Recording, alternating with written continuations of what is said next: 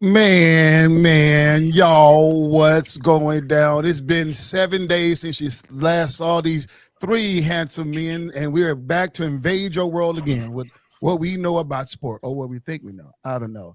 But this your boy EC22, and this is the Fat with a Fan podcast. Man, please like, subscribe, share. Most of all, leave comments because I want you to join this conversation like you always do. In the house, we got J-Dub as well as Coach D-Way. Fellas, man, what is going on? How's your week starting with Coach? What's going on, Coach? It's good. It's good. It's busy, busy, hectic. It's that time of the year. You guys know that with, between work and families and holidays and crazy weather but y'all all know how that is because y'all can relate to all that. So it's good though. I'm super excited about jumping into your topics, man. You always do a great job. So looking forward to everyone to out there to get on. Again, we want you to comment and be a part of the show because that's what makes it so fun for us. Absolutely. J-Dub, how's it going up there in Great Falls? Brother, going good. The weather throwing out temperatures like lottery numbers right now. It was 19 degrees and then 50 degrees. The wind was blowing 70 miles an hour last night. We're supposed to get some snow tomorrow. It's not easy for a Southern boy trying to stay warm. You know what I mean? Hey, somebody got to do it, man. Oh, That's right. Somebody got to do it. That's greatness. Coach D, I assume you don't work for corporate America because you got all this fuzz going on. What's going on, man? You know what? Looking good though, man. You Letting know the Santa what? grow. It's I've been able to not have to see anybody in corporate America. I'm still working and still moving my cargo and working on my calendars, but I've been able to do it behind the scenes. So, yeah. But I got a feeling that's all fixing to come to a halt. So that's not going to work well on them cold calls. I know that's right. So I got to go make some. Think I'm gonna head up to Paul's Valley, Oklahoma, which is a great town. Yeah. EC, you probably passed that exit. I passed it when I go to Oklahoma. Yeah, Paul's. Yeah, go Oklahoma City. Yeah, for sure. So yeah, but I'm gonna try to as long as I can, but it'll be coming to a halt here pretty quick. So I know it, man. J-Dub was making me laugh earlier. He called me and said, "Hey man, what link can I send all my people, man, so they can join in and check it out and watch it live and all this stuff?" And so I said, all you gotta do is just find the Fairweather Fan link on either on YouTube or on Facebook, whatever. And so he's doing that. He goes, "Oh gosh, I'm ugly. Oh my gosh." And I gotta find something else to wear. I've been wearing the same thing every week. Ain't nothing watch yourself on TV. What's up, man? So I mean, I think I've made it known. I kind of speak from the hip. I'm fully transparent at all times. So to see my stuff be recorded and documented for other people to look at kind of makes me a little nervous. I got to start thinking about if I said something or not. Yeah, I said, man, you can go back in there and you can see all the shows we ever did. He goes, "Oh, all of them?" Said, yeah. He goes, I don't know if I like that or not. Hey, no, but I tell you, man, you guys has done phenomenal. When I go back and watch the shows, I do it all the time. I definitely love hearing you guys speak more than I hear myself speak. So you guys are really, really, really make this show great. So, but thank you guys for joining in, man. Let's kick it off, man, with some college football playoff review. Man, it went down Sunday. Everybody's watching. You know what? I found myself at the same place at the exact same time Sunday. Last year, I was over at the PGA headquarters at the clubhouse eating breakfast over there. And I found myself over there. I did that last year, and I didn't know where we was going for breakfast. We left church, and I said, "Okay, let's just go get." And before I know, she turned in over at the PGA headquarters for breakfast, and then I still wasn't thinking about the playoffs. So as soon as we walked in, I said, "Oh my God, we're doing it again! The exact same place, the exact same time to watch and it was fun. It was fun. I was so excited about this one team. We'll talk about them later on. But what do you got? What is that? Is that a pretty good spot over there? I can go check that out, man. Man, a golf resort. That's all I can say. A golf resort. Yeah, well, it is off the chain. Get my baby cakes, and we'll have to go over there for brunch one Sunday. Yeah, sir. It's a nice little place, man. They got all types of restaurants up in there, but man, yeah, that one was awesome. Sweet. So no, I'm ready to jump into it. So college football playoff review, pros and cons, likes and dislike. Y'all teams get in. What you think, J-Dub? That's a lot to unpack. I said this last year when we did the same show, the same time. This is a new system. They have a lot of wrinkles to iron out. I don't know, between this and the NIL and the transfer portal, they all happened at the same time. So college football is in complete disarray right now. So I'm not the person who knows all the little specific rules of why James Madison got in or Tulane got in because they're from a certain conference and they won that conference. I get it. But the powers that be say that this is the teams for us to watch in the playoffs. And I mean, I think they did as good a job as they can per the rules they have in place. Now, should the rules change? Probably. Should the Power 5 conferences have their own tournament and everybody else has a tournament? Is it about to be NCAA and NIT, which I'm not against? So I think all the teams that deserve to be there for sure are there. And then people can argue all they want over, Miami or Alabama, over, BYU or Texas, but the top 4 teams are there. And I said this years ago, when we go to a 12-team system, I don't want to hear complaining about people who didn't make it in. Mm-hmm. Right. It's not 1 versus 2. It's not even 1, 2, 3, 4. It's 12 opportunities to get there. So, I mean, I'm excited for it. I still say I'm still ride with my SEC Big 12 matchup in the championship. Coach D-Will, what you think? So I was kind of hoping we would actually talk about some of the championship games as well. That kind of we fall back. Which ones you want to get into? I mean, there's so many good ones, but first thing, take my hat off. Indiana University. I have a toast to them. Come to the front of the class. Coach D-Way owes Indiana University, Hoosier Nation, a major apology. So please, you are the best team in the nation. You are the number 1 ranked team in the nation. You're an undefeated number 1 ranked team in the nation. I apologize. You are worthy. You are the best team, and I'm excited to see what you do in this playoff system. So great job this year. I'm going to be rooting for you guys, and please accept my apology.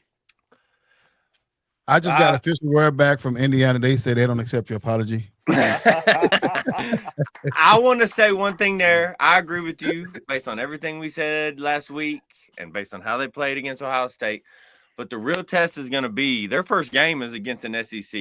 Their first game is against an SEC team that we have deemed less than the best in the SEC. So that's when I will give them all of their flowers. I've given them their flowers. They're the best team in the Big Ten, all that good stuff. But when how they perform against either Alabama or Oklahoma will be how many flowers I really want to give them. And then this next thing, EC he'll love this. He'll love this. Has Indiana proven enough? Abso-freaking-lutely. Okay? So, absolutely. What do y'all think? So I was talking to a guy who actually is from Indiana. He grew up in Indiana, but he's a Purdue fan versus Indiana fan. But he did give his flowers out for Indiana, and it's been on social media for a while now.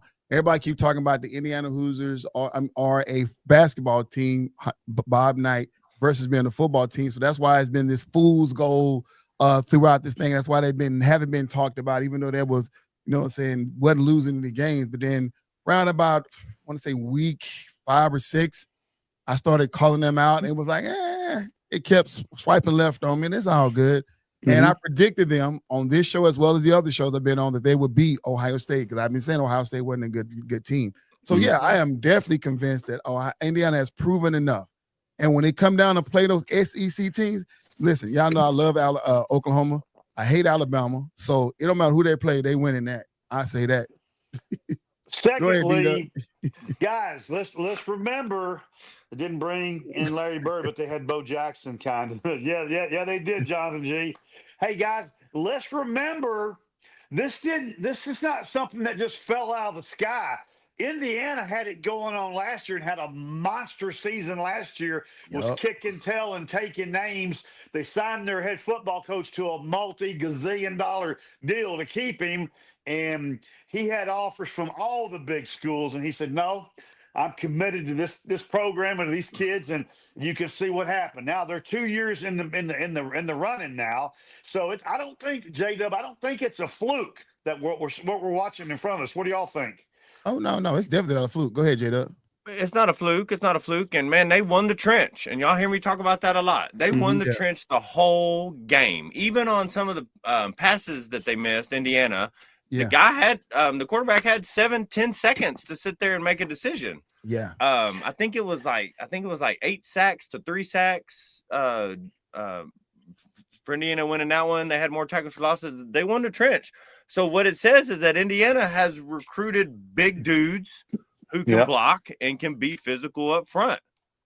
And in college, that dictates how successful you're going to be. So, man, I think they're real, but I'm ready for them to see a team that has a lot of big dudes on their team too, right? They're just as big, like Alabama, like Oklahoma, like, Georgia. So, again, I think they're worthy of the number one distinction coming from a Power 5 conference, going undefeated. I think that's a number one distinction team all the time, but the playoff is finna separate the men from the boys, and this is what we waited for years. So I'm ready for them to strap them up and let's go. And so just a couple more things as we continue talking about the playoff system. Did y'all get to see I don't know if it was the opening play. I think it was the first pass play where the quarterback for Indiana, Mendoza, got blown straight up. I mean, got blown up. Did you see that play? I did not. I got to start the game. And only took one play off. Good for him. Show some grit. Here's the cool thing about it. I mean, straight up, what we would call old school blown up. I thought the guy's career was done after that play, J-Dub. It could have been a shoulder injury, right? The way it landed all down, but no. He's a football player. He's a football player. He goes out for one play, and they trot in his backup, the backup quarterback. Guess who that is?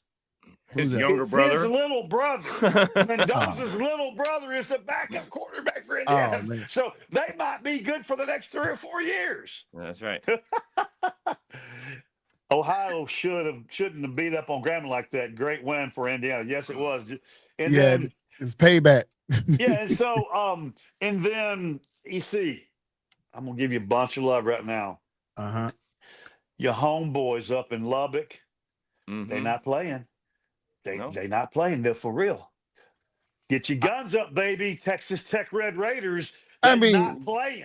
Well, I mean, yeah, they definitely not playing. I mean, as much as I love BYU, they got my attention towards the end of the season. Did they get my attention? But yeah, Texas Tech started the season. It was Iowa who was slated to win, the Hawkeyes. But then that first game proved we wrong. They played. It's like, okay, you can't look at them. And then I had my eyes set on Arizona. And then they didn't win. And then, of course, it went down to Texas Tech after that point. I've been rooting for Texas Tech.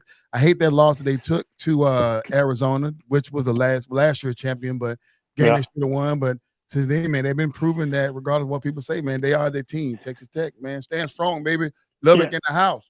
And in the game that I was most sad about, the playoff system this weekend, I think I was most disappointed about and these guys – totally hand-wrapped, gift-wrapped it, put the nice bow on it, and handed the package, the gift.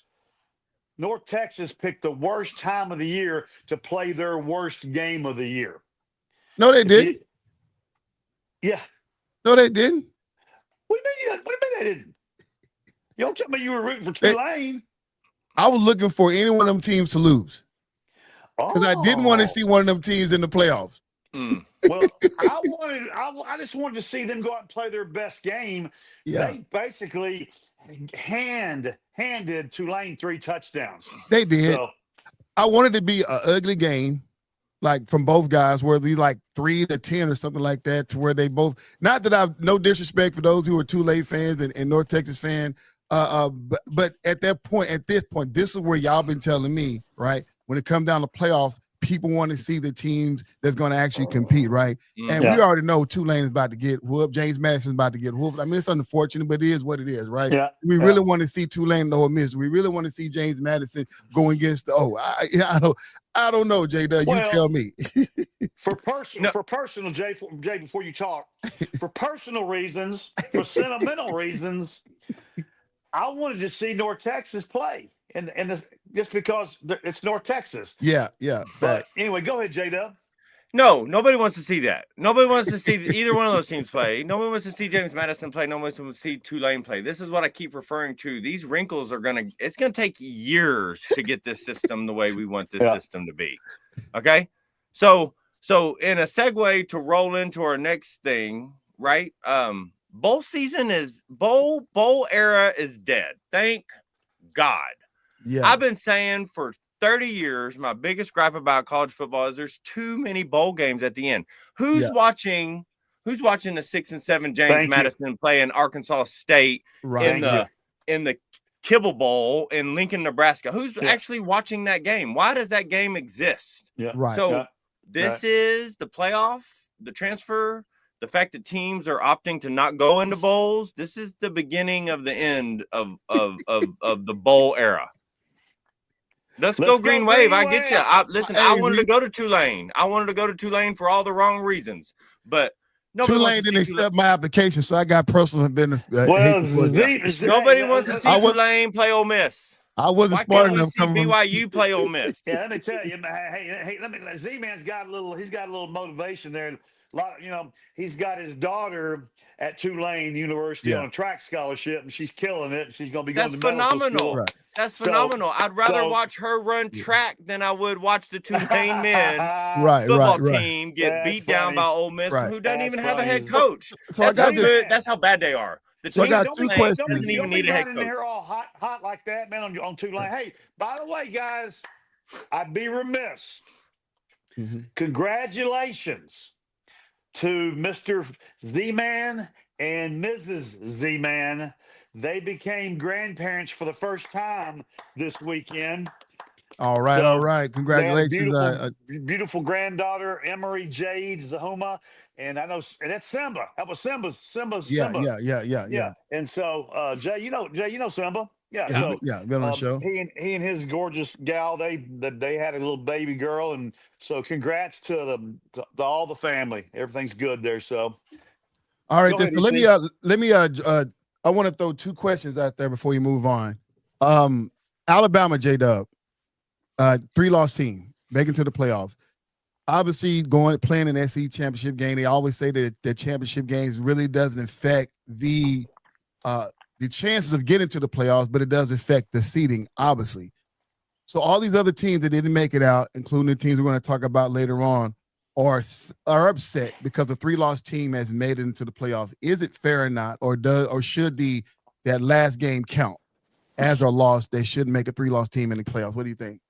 I'm going to keep it quick. Alabama got in because of Alabama's last 20 years of football. Okay. Their name got them in. I am not for a 3-loss team making it under the current system just because of what it's going to do. Okay. So now I promise you the days of Texas scheduling Ohio State early in the year are gone. The days of A&M playing I'm trying to think of a non-conference team. Michigan before the conference is gone. Yeah. There is no incentive to do that if a 3-loss Alabama team gets in and a 3-loss Texas team doesn't get in. And I'm not sitting here on a pulpit trying to get Texas in, right? They both lost 3 times. Yeah. I've said this multiple times on this podcast. Nobody told y'all to go to the hardest conference where you have to beat all these teams. Why don't you play in the Mountain West where you can go 14-0 every year and make the playoff every year? This is another one of those wrinkles that's going to get ironed out. But I think those early season big games, like if Texas didn't play Ohio State early in the year, they're a 2-loss team in the SEC championship and they go to the playoff. So do we think that teams are going to keep scheduling those games that could potentially affect their end outcome? Not if money's involved, they're not going to affect it. And we're talking about gazillions of dollars here for teams that make the playoffs and play in these bowls. So there is zero incentive for them to schedule these games. And a 3-loss Alabama team makes that even more visual. I don't know if the right word is there, but it shows it even further. right? Why isn't BYU in there? Why isn't Vanderbilt in there, right? But based on these same metrics. Last question, Coach D-Way, against this playoff review. So last year when they rolled out this 12-team format, they instinctively said that the buys, the 1 through 4, will be the top conference champions winners. Keyword winners. With the bad performance that Arizona State put out and what Boise State put out last year, they made a slight adjustment to it. Yes, sir. So now we have 2 teams from the the Big Ten with Indiana and Ohio State in that. How do you think Miami should feel? Do they with the ACC? You think they should have been in that in a bye week or what? I mean, I think they got it right. I mean, I think based on record, the four best teams are there. But I got a question for both of y'all. Okay, what are we going to say if Alabama, which I'm looking at it, it wouldn't surprise me for Alabama to make the national championship game.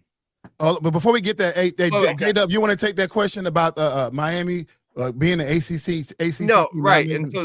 And so that's what I'm talking about. Exactly. That's exactly what I'm talking about. So they got it right based on the strength of the team, who's the best, but they got it wrong based on following their own rules, based on what EC just said. Miami should be the number 2. They should get a bye. I don't care what number they are. Why? Based on these weird rules. The same rules that put James Madison and Tulane in this tournament is the same rules that should have put Miami as a bye week team. Okay. Power 5, Power 4 conference, you're supposed to have 1 representative from the Power 4. That's why you have those 4 spots. So you got Big 12 with Texas Tech. You got Indiana winning the Big 10. You got Georgia winning SEC. And then the next one is the ACC. It should have been Miami. Do I think Miami's better than Ohio State? Absolutely not. But we have to follow the criteria that this panel what this committee put forward. If you follow the criteria, and I'm okay with that. Right.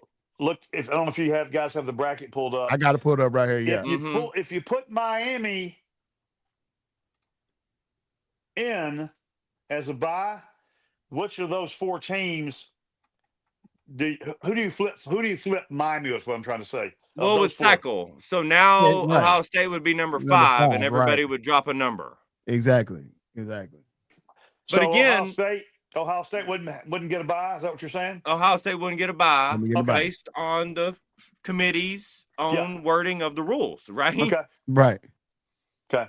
So again, I think these are going to be ironed out. I don't think we're going to see Tulane and James Madison. Yeah. I think 3 years from now, the Tulanes and the James Madisons don't get invited. I mean, the winner of those American Conference and the Sun Belt Conference don't get invited to the playoff.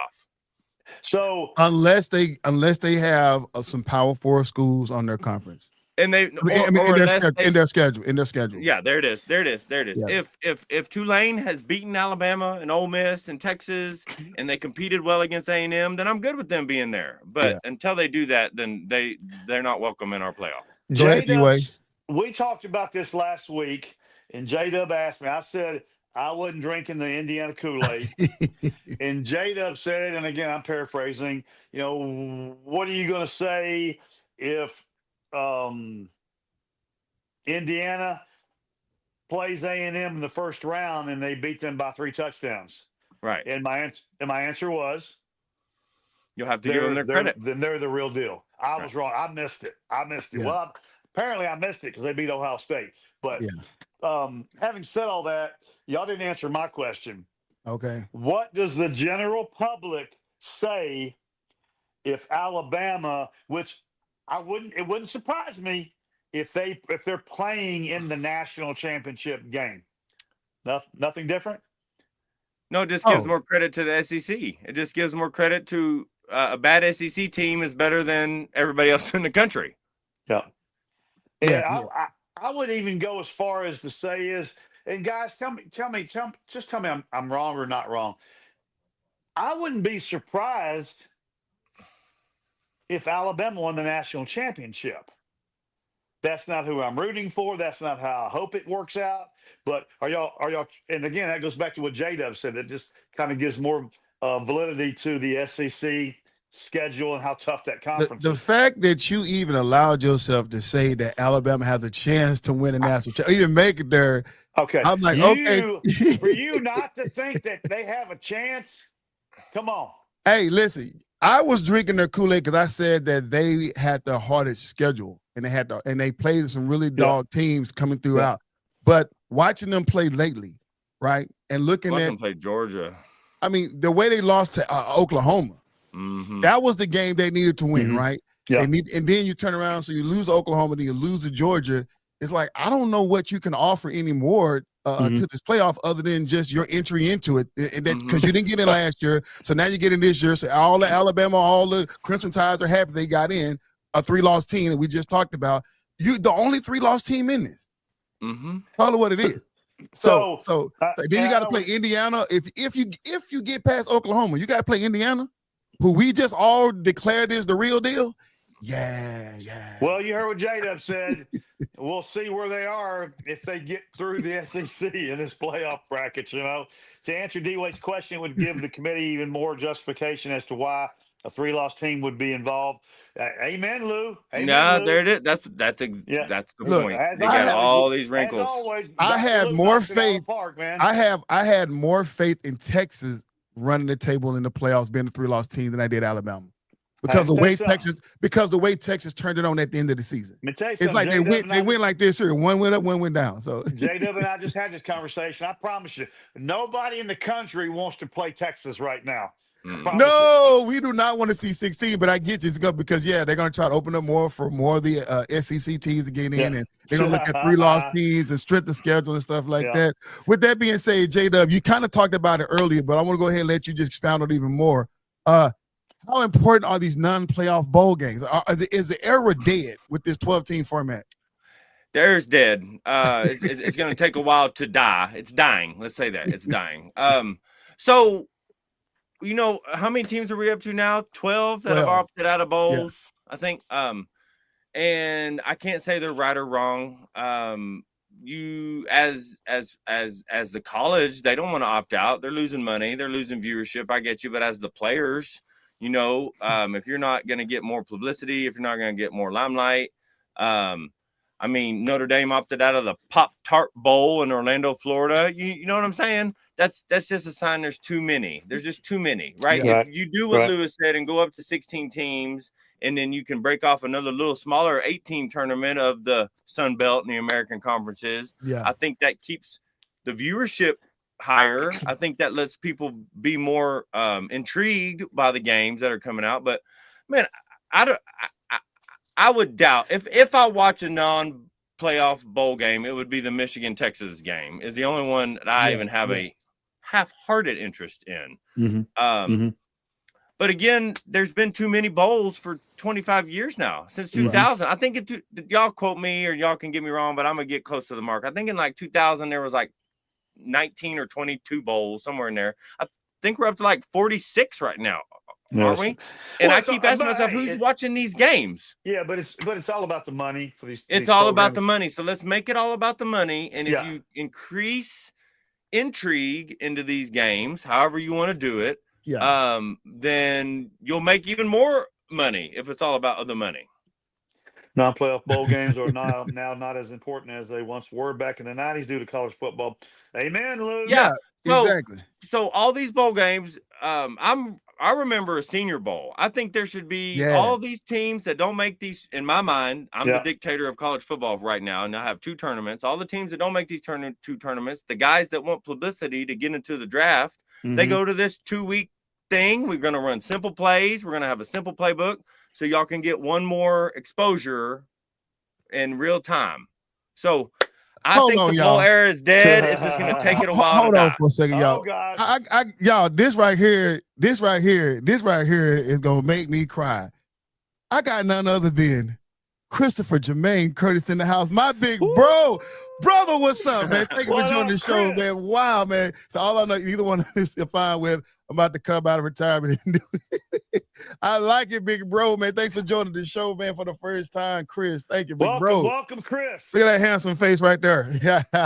CC in the house. But Lou said, with the NCAA keep adding these weird name bowl games, it decreases interest even watching. Right. Oh, G said, let's go, D Nate. Man, so so J-Dub, what you're talking about is like an NIT for football. I'm down with another tournament, right? An NIT, yeah, for sure. And all the other, why would any of these players want to get hurt in a bowl game that, like Lewis said, nobody's watching? Nobody's watching this game. Why would we risk our next season? Why would we risk our draft position? If the goal is exposure, if the goal is money, then at least make it where we want to watch these games. And again, for the umpteenth time, these are wrinkles that they're going to get ironed out over the next 4, 5, 6 seasons of this playoff format. Thanks. The last thing I'll say about this, I'll let D-Way get the last word on it. The last thing I'll say about this college football playoff is that, they're going to probably keep it at 12 games. I was talking to Ryan Hall, one of our brothers go to the church. He's on the committee, in committee for the actual national championship games. He works that celebration committee. He makes sure he got to go to each city and make sure all the details are ironed out. But he's in the room where they're making the decision. He said, it's been tossed around. He said, but it's not tossed around by the committee. It's been tossed around by the conferences. And he wouldn't give me any detail, but certain conferences wanted more than others. So because they want more representation, I'll leave it at that. He said, but right now, he said they're going to stick to their guns and keep it at 12 teams. He said, but they have been talking about it, open it up. But it's like all things, right? He didn't say this, but he kind of alluded to a little bit. It comes down to viewership and money. Will the fans want to see it expanded that much? Right. I don't, because when's enough is enough. Because now, if it's going to be 16, it's going to be 18. And nobody want to see a 64-team bracket like the college football basketball, right? So just make the entry criteria better, right? Keep the 12 teams. Yeah. Take out Madison, Tulane, and Miami, and give me Vanderbilt, BYU, and Texas, and let's run it, right? But when you have a set of rules over here, and we're going to get there. We're going to get there. But then the 3 you named. But then you're gonna have then people are gonna be complaining about, well, why didn't Notre Dame get in? We're gonna get there in a minute. I know, but go ahead and lead that off, D-Way. So about Notre Dame not just getting in. real quick. EC, Madison or Oregon? I got Oregon. Yeah, J-Dub. Oregon. Okay, me too. Alabama, Oklahoma. EC. OU. I knew you were. You're such a. Hey, man, my wife was just around the corner. Be quiet. It's going to beat me down. Oh, that's true. I cannot believe I'm fixing to say this out loud, but Oklahoma. Oh, gosh. I'm going Bama. Okay. Tulane, Ole Miss. We're all going to be on Ole Miss. Ole Miss, facts. And then the last one, Miami and Texas. A&M. A&M, yep. Y'all got A&M? Yep. Miami lost to SMU. Okay. Yeah. Okay, now. So here we go. The question is, how do I feel about Notre Dame not playing in a bowl game? They've decided, their athletic director and all the above have decided that for whatever reason, they've decided not to participate in the bowl games this year. I think it's super low class, super classless. Expect nothing less. That's not. We're raising these men. We're trying to teach these high school and college men and women in collegiate sports how to be men and women. Mm-hmm. Well, that's not. I'm stopping right there. What do y'all think about it? Brother, go ahead, D-Way. Yeah, J-Dub, go ahead. I'm a known. I don't like to use the word hate or hater. I'm a known Notre Dame extreme disliker. Okay. I do not like Notre Dame. They thought they could beat the system. They thought they could schedule 2 hard games a year and 10 bottom feeders. And since they're not in a conference, that they're automatically get into it. Okay. And Right. I'm sick of it. This team hasn't been relevant since the Thank movie you. Rudy came out. Okay. Yeah. Thank you. This is a subpar team. And they have been for years. I mean, think about it. I mean, I'm a 90s kid. So when you told me how crazy is it that when you had the games, the Catholics versus the criminals, we rooted for the criminals. That's how much we don't like Notre Dame. Could care less. Okay. Now they should have been playing BYU in a bowl game. You know, you got a population that's 95% Mormon and 80% Catholic. I think the Catholics were scared to lose on a scale for everybody to see. Come on, that's a religious J-Dub. battle there in Orlando. Ooh, I like it. Come on, J-Dub. Tell us how you really feel. I'm sick of Notre Dame. I'm sick of the special rules that they've had in place for reasons that happened 75 years ago. I'm glad they pulled themselves out of a bowl game and made themselves look like idiots. In fact, most of the teams that pulled themselves out, I'm not a fan of them anyway. So it just shows their classless nature.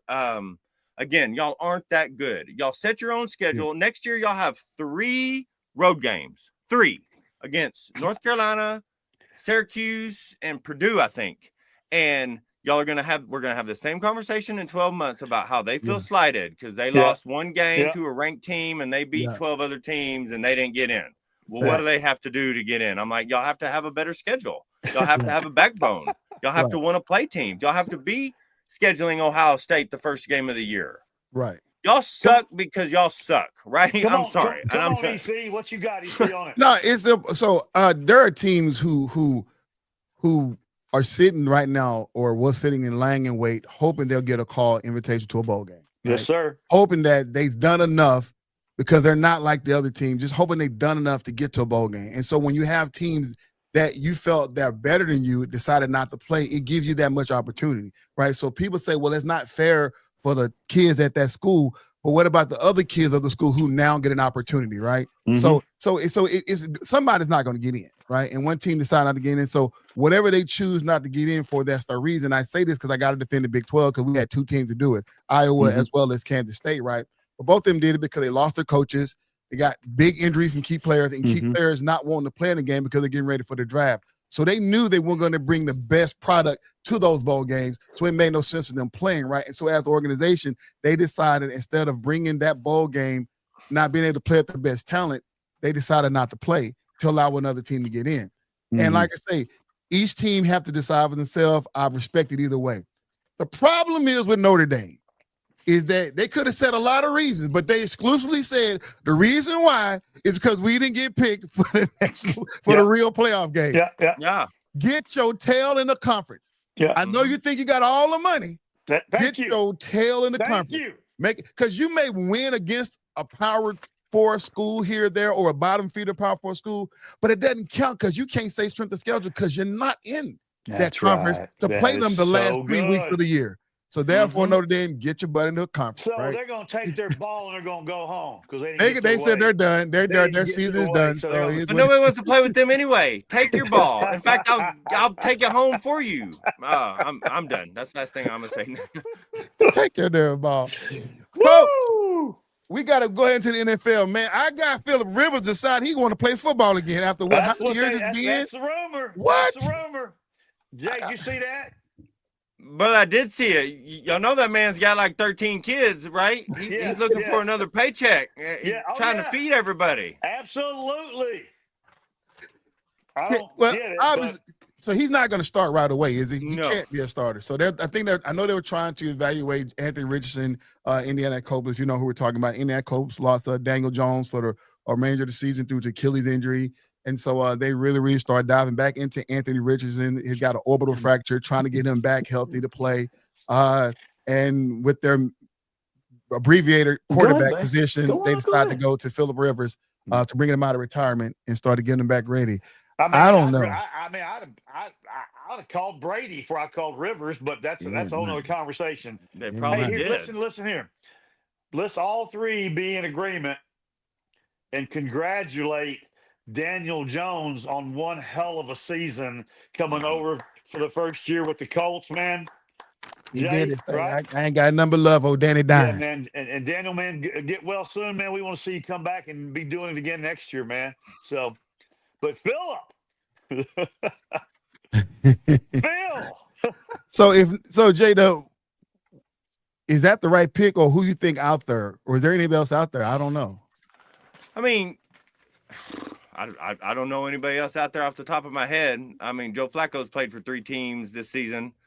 They're running out of veteran quarterbacks that are still in football shape. This is only one, unless you want to go with an unproven rookie or second or third year guy that hadn't seen experience. At least Philip gives you experience. I'm not the biggest Philip Rivers fan. I give him respect where it's due, but at least that's a steady hand in the huddle. But you ain't been hit in 4 years, man. Yeah, that's a long time to not get driven into the dirt. Right. That's what I'm screaming, man. I got a weird thought. Maybe I'm stretching it, but I got a weird thought. This is going to I can't wait. It pays to be a big market team. Unfortunately, Indianapolis Colts are not a big market team. Right? Yeah. So when you're a big market team, you can behind the table and talk to other owners and say, hey, drop that player, release that player. Because you can't trade right now. That's over with.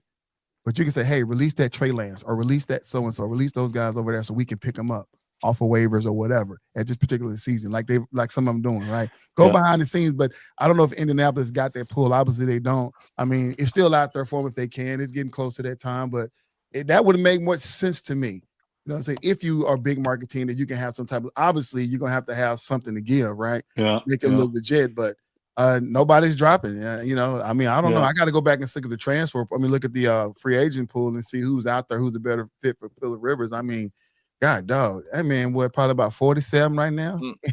I mean, he's got to be 4. I think he's right there. He's right there. I haven't seen him, but I mean, I can't imagine. He's got to be in, and I don't mean this in a bad way, but he's got to be in terrible shape. He hadn't done anything. Like J-Dub said, in 4 or 5 years. Yeah, I would put Cam Newton out of retirement over Philip Rivers. Absolutely. I watch him every day. I watch him every day. That joker is in shape. Yeah, Cam, RG3. Well, he just competed on that damn Navy SEAL program. Yeah, exactly. Denzel, man, whatever, anybody. And Cam Newton ain't 40 years old yet. You got Philip Rivers 44. Anyway, that's out there. Hey, we got to talk about the Kansas City Chiefs, man. Are they done? Are they done? This tooling of the Kansas City Chiefs is done. But, just like Brady, just like, Manning, just like other players who had long careers, they can retrofit around Mahomes again. I think we've seen. Look at B. Marshall. I think that would have been good too. Yeah, they've dominated a division for 10 years, so I don't like to call them done, but it's time for them to work on some things. They don't have an identity anymore, especially this season. Yeah. Yeah, I made a bold statement last week, and I don't know if I brought it. I think I did bring it. You guys let me if I disagree. I said if the Kansas City Chiefs don't make the playoffs this year, they're going to be in that doghouse of not making the playoffs for at least the next 3 or 4 years. Right? Agree or disagree? With you, Coach. I said it last week, and I'll say it again tonight. When you got Andy Reid and Pat Mahomes, you always got a chance to make the playoffs. Maybe not this year. Now, like J-Dub said, they're going to have to retool and they're going to have to rebrand themselves and get some fresh, young blood energy in the house. But when you got Mahomes and you got Andy Reid, yeah, they'll be back. They'll be back sooner than later. Jay? And I agree, but man, they had a tough schedule this season, y'all. They had a tough schedule. All their losses, except their loss to the Cowboys, all their losses are to playoff teams. Mm-hmm. So it's not like they were getting beat by the bottom feeders. We're going to keep using that word. That's the word of the podcast right now. Bottom feeders. They've lost against real teams. So, I mean, I'm not going to sit here and say that they can't make a couple key pieces.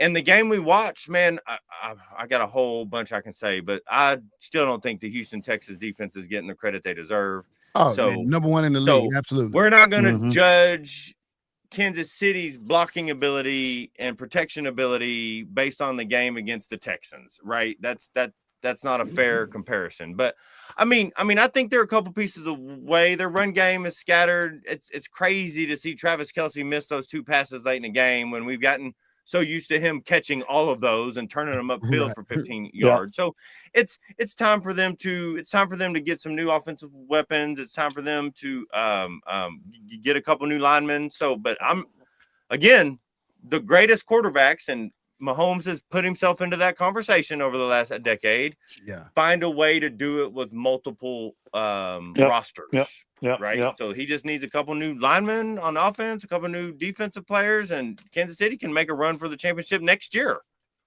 They can. Are they mathematically out of it right now for this year? Not now, but not it's like less but, than a 1%. It's less than 1%. Yeah. Okay. And we also need to throw in where are the what are the Eagles? Where are they? What are they doing? What's their direction? What's y'all's prediction on the rest of their season?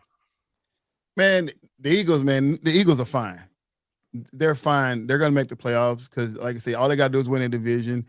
Dallas, we're going to talk about Dallas in a minute because Dallas has to pretty much execute the plan going forward because now it's in their hand and they got to get help from other teams in order to make the playoffs. Yeah. So they're going to have to make sure they execute, and we'll run that down on the final take. But the Eagles are fine. The Eagles should be fine. Have you seen their schedule? Yeah, it's easy in it. They got the easiest schedule left in football. I heard one of the broadcasters say it before the game, and so I was really paying attention to it. The Eagles, in an effort to try to expand their offense and make their passing game better, their run game is in complete disarray right now. They can't run the ball, and they got one of the best ball runners in the league. He should have been MVP last year. But so that's they lost that Lane Johnson out. That's what's hurting them. Yeah, yeah. So again, but they should go 4-0 their last 4 games, and Buffalo may give them a little bit of run for the money, but they do got to go to Buffalo. Yeah, they got Raiders and they got the Raiders and the Washington Redskins, Commanders twice, and then Buffalo. So best thing they'll go 4-1, 3-1, and then 3-1 puts them at 11-6. That's still winning the division. Yeah. And like I said, the Cowboys are already 2 games behind them still. So it's Cowboys. Speaking of those Cowboys, man, listen, let's talk about what they actually have to do in order to get in. And it don't look good for whatever it is, but I'm gonna go ahead and JW, you want to take a look into it, or? So the first thing they have to do is not lose. Okay.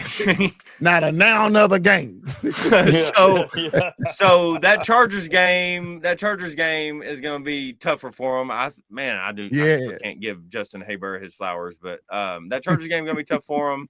And going to New York, a rivalry game in New York, even though New York isn't very good, is never a guarantee. But first of all, they have to win out, and then they need the Eagles to lose 3 games? Is it 3 games even if they win out? Yeah. Cowboys win out, they can't get in. If they win out, it's not in their hands. If they win out, the Eagles still have to lose. Okay. Right. So let's, because now you're looking at the problem was hurting it right now is the West Division, right? Because right now you got the Rams, the Seahawks, and the 49ers You're not going to get a wild card. Right, because they're 9-4 right now, and you're talking about Green Bay and Chicago Green Bay is 9-3-1, Chicago is 9-4, and you got 49ers are 9-4. So when you start looking at where the Cowboys at, they need a lot of help, not just from Philadelphia, right? They're gonna need some help from the 49ers and maybe Chicago, or because you gotta get so one of these conferences gonna take 2, either one gonna take 3, others gonna take 2 and 1. Or it's going to be 2 and 2, whatever. And that's what they're expecting. So it's going to be a lot. It could happen. They're not mathematically out of the playoffs, but it could happen. But on a positive note, man, I'm not even a diehard Cowboy fan, but I'll defend Scotty and Dak to my last breath that they earn their contracts. I think everybody's contract is too high, but they came out and they did what they said they were going to do. Wow. The Z-Man. Yeah, I hear you. Maybe it'll work. Grandpa, line them up on opposite sides of the ball. Grandpa, you might be onto something. G said the Cowboys are 1 loss behind the Eagles, but we're talking about the win column because that one tiebreaker is going to hurt them, G. Mm-hmm. Yeah, technically they're 1 loss, but you're looking at that win column, that tiebreaker, it's not going to look good if they get to that situation. That's what we all talking about. He said, what did he say? Cowboys have to win the NFC East. Obviously, yeah, they got to win, and that's not going to happen. They got to win the Oh, yeah, that's yeah, right. that's gonna happen because I mean the Eagles are. I mean, yeah, they win a division. That's automatic. They're in, right? I mean, you win division, you're in. But man, that is a tall task. I mean, you expect the Eagles to lose out and y'all win out. That's the only way that's gonna possibly happen to get you guys closer to, you know what I'm saying? So I don't know. And you talking about they got the Commanders who ain't got a quarterback twice? That's why they can't say they're mathematically out. But I think again, man, that secondary is so bad. I wouldn't put money on the Cowboys if it was your money. See, this one, Luke. Thank you for saying that. If they had beaten the Cardinals and Packers, yeah, this is or not even the Packers, just beat the They Cardinals. beat the Cardinals. Yeah. Yeah. So me and G, we went at it for about almost 4 hours one day talking about Jerry Jones and the fact that how he whether he make good decisions or not, right? And I kept telling him, I said, hey, whether he make good decisions or not, that's to any man's interpretation, right? But the one thing we know he does is wait too late. And you talking about when they finally added some pieces to the defense, they fell right in slot and a defense turned around just like that. Why couldn't we done this? You didn't have to wait to trade deadline. We talked about this last week. Why wait so late if you know where the missing pieces are? And that's the problem with Jacoby Jones, as Cam Newton would call him. That problem. And we wouldn't have lost our games if we would have had the right people in the situation. Yeah. So people are going to say this, and we're going to hear this, and we're going to hear it. And I said it. I asked this question last week. I'm going to ask it again. If they have the same record as Eagles, Cowboys would win, but they're not going to. You can't have the same record unless the Eagles tie a game. Yeah. I still believe that Dallas is in the same scenario had they not traded Micah Parsons.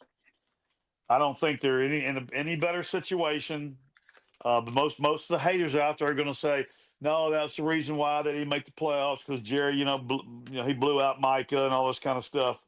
But I don't have a crystal ball, so I think if you kept Micah, I think you would have been I think you wouldn't have been in a situation because you're talking about that Carolina Panther game. Mm-hmm. There's no way in the world Micah Parsons would have sit up there and let Rico Dabo do what he did. Ain't no way in the world. Because you're talking about forget Carolina and forget that they should have lost that game. Mm-hmm. Yeah, we didn't even he ran over 200 some yards on us. Yeah, Michael Parsons would have closed that. He would have stopped that run game. If we beat Carolina, who's terrible, and if we beat Arizona, who's terrible, Dallas is in. Yeah. If we're fifth, we'd all be drunk. Oh gosh, here we go. Jada's favorite quote. His favorite quote. You need to trademark that before I start using it. If we're stamp it. No, stamp it. Put it on a t-shirt. Trademark it for the Fairweather fan. You trademark it. Well, but this was a good season for the Dallas Cowboys. I like what I saw at the end. Obviously, like I said, you waste yet another season for Jerry Jones not making the right decisions. But at the end of the day, you end this season the way you ended. Win with a bang, and of course the Cowboys fans, we gonna always find something to hold on to next year. So it don't stop for us Cowboys fans, man. Even the Fairweather fan, I like to troll the Cowboys because I am still a low-key Fairweather fan. So it is what it is, man. That's the Cowboys season, man. That's all we have on our topic. You guys got any other topics you want to throw out there, man? We got a few minutes left in the show. Yeah. I got one little side note that I love. There's little things I love about college sports. I'm rooting for it. I'm just rooting for this one reason in the college football playoff. I'm rooting for Indiana and I'm rooting for Texas A&M because those are the only two schools that their volleyball teams are still in the tournament. So I love it when schools have success across multiple sports. And Indiana and Texas A&M both have their teams in volleyball and football playoffs right now. So that's a little side nugget. Thanks, Jay. I didn't know that. That's cool. Mm-hmm. Yeah. Yeah, I got to catch on the volleyball games, man. This is the tournament right now. Yeah, another one. D-Way might be more interested in. Man, listen. Ever since this whole thing broke in the NBA about shaving points, that's a great one. I hope not. I mean, I hope so with a different attitude. What about that Pete Carroll Raiders field goal as time expires to go from a loss from 10 to a loss to 7 when the spread was 7.5. Now somebody make that make sense to me. And if now the easiest answer is Pete Carroll or some of Pete Carroll family has some money on a game. They need to get the spread, right? Woo! But it was the same the last time I had that thought this season was the Cowboys kneeling it with like 2:45 to go from the 15-yard line. I was like, who doesn't kick the field goal and just move on? You're up, I think you would have been up 13 at that point. Yeah. Anyway, I'm not accusing nothing, but I was like, man, that's an odd tactic to hit a field goal as the time expires to go from losing by 10 to losing by 7. Thoughts? Man, the fact that they are a Vegas team and playing in Vegas, man, so it makes all this just take that one to the bank. Take it to the bank. Yeah, it was odd. Did they say the referee got involved or something like that, or something to get him a chance to win all this? Yeah, that was yeah. And ESPN is real stingy with those highlights of that game, right? Yeah. Like that's the I know it was two nobodies, or I mean, that wasn't nobodies. It was the Denver and the Raiders, but they haven't shown us many of those highlights. Maybe there weren't many highlights to show, right? But still. It just seemed odd. And that 3-point field goal. I mean, are you stat packing for the kicker to recontract his contract at the end of the season? What's going on there? There's something strange. B. Marshall, he thinks everything is sus. Hey, I'm with the conspiracy theory. Y'all know me. Sketchy, sus. I don't think everything is sus, but when the sus slaps you in the face, you need to pay attention to it. You know what I mean? Doesn't mean that's suspect. All right, then G was talking about. He said the Mavs are heating up 5-5 in their last 10 games. So yeah, we talked about that in the green room earlier before the game started about how well Cooper Flag is playing. And I see yawns real quick. Yeah, I know it's a different era, but Cooper Flag's numbers. Totals, I don't think he's going to lead them to a championship or nothing crazy, but his totals can only be comparable to two other players, and those players are Kobe Bryant and LeBron James. Now, I don't care how anybody feels about anybody. That is a good group to have your name thrown around in, right? He needs, like Coach and I talk about a lot, if he has one season of NBA offseason and he's dedicated, if not two, he's going to come back with 15 to 22 pounds of muscle. And I mean, again, he's got all the talent in the world, but I think one of my favorite quotes is "Discipline trumps talent, and obsession trumps everything." So if he gets obsessed, he could be one of the greats. Yeah, I see him being like growing every year the same much like Austin Reeves did. I mean AR-15 was that? Yeah. So I see him growing the same way. You know what I'm saying? His rookie year was good, and he just now he's like he is the team. He is, might as well say he is the franchise player for the Lakers over the way he's playing. Austin Reeves. He's number 2 for sure. Yeah, Jaleb likes talking about the transition, and he talked about it last year. As we transition into these NBA, these new faces. You got your Victor Wembanyama's, and you got your Cooper Flags, and of course you got Shy, I guess Anthony Edwards, but man, we're seeing a really good group of young guys, Jay, that are gonna. I think the NBA's in really good shape right now. With what's coming. And it lasted too long. I'm finally because this last era, that Steph era, the LeBron era, it lasted too long.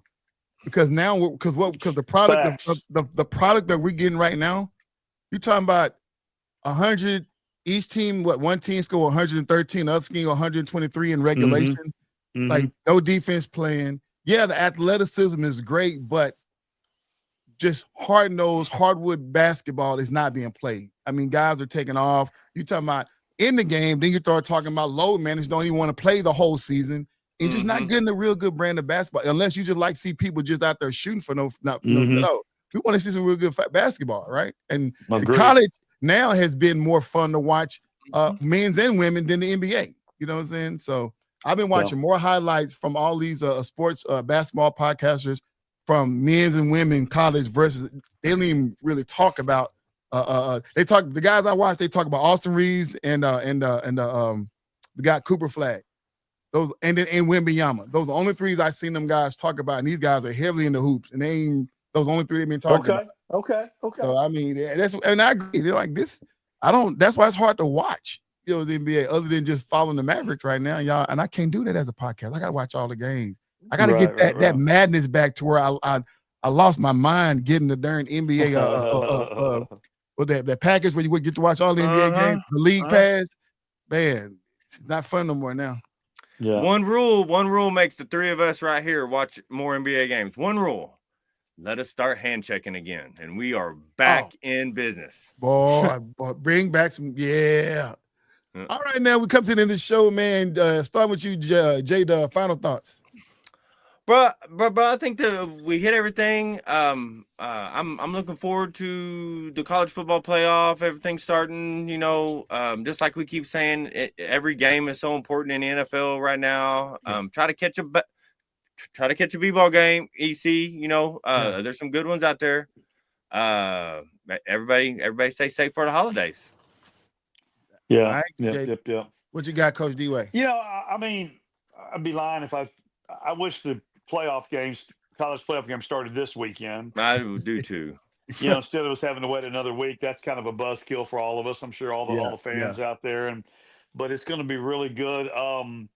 And I just think the NFL, I think we said it last week, it's just getting better every week, because we're in that time of the year where people are starting to jockey for who's going to be, what playoff position they're going to be in, and there's a lot of really good teams that I'm still not sure about. I know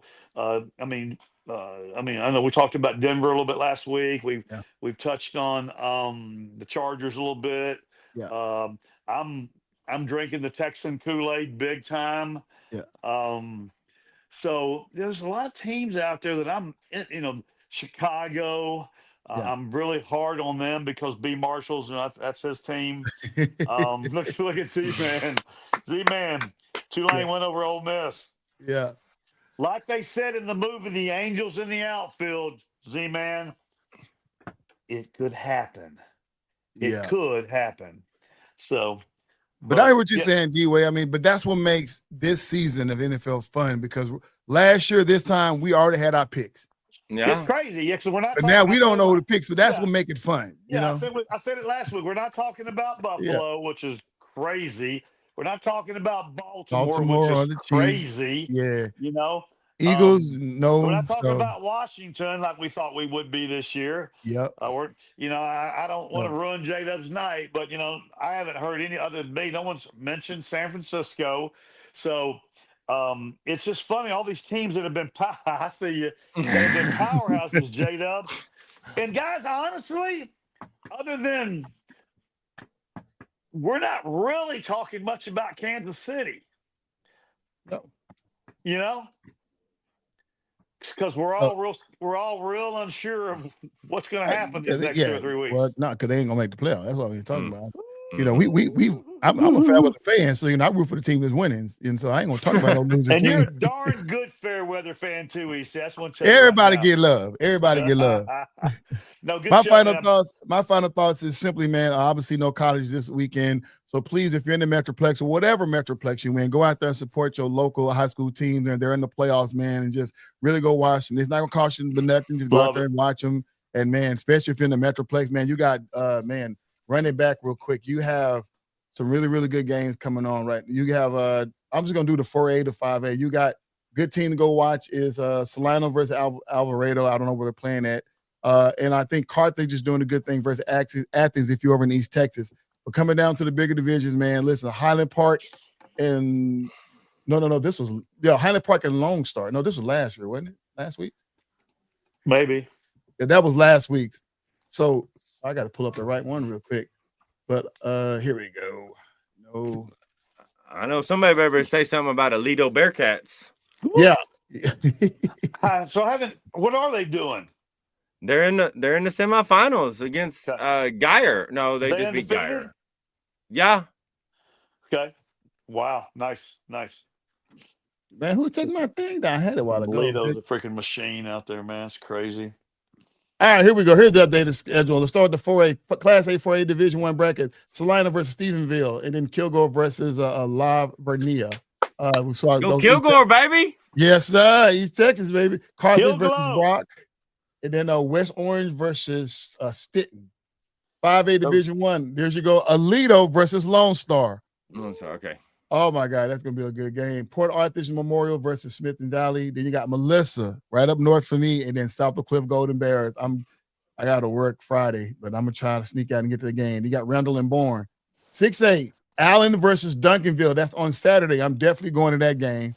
You got North Shore and Lake Travis, and then also on Saturday you have DeSoto versus South Lake Carroll, and then Vandergrift versus King. So it's gonna be some good games over here in the Metroplex. So y'all go out and support your local high school team. We're in Texas, so where y'all at, go watch them. Oh, that's all I thought for. That's all we have for today, man. Thank you guys for watching. For all those who tune in, from B Marshall to Jonathan G, from Z Man to our brother Lou.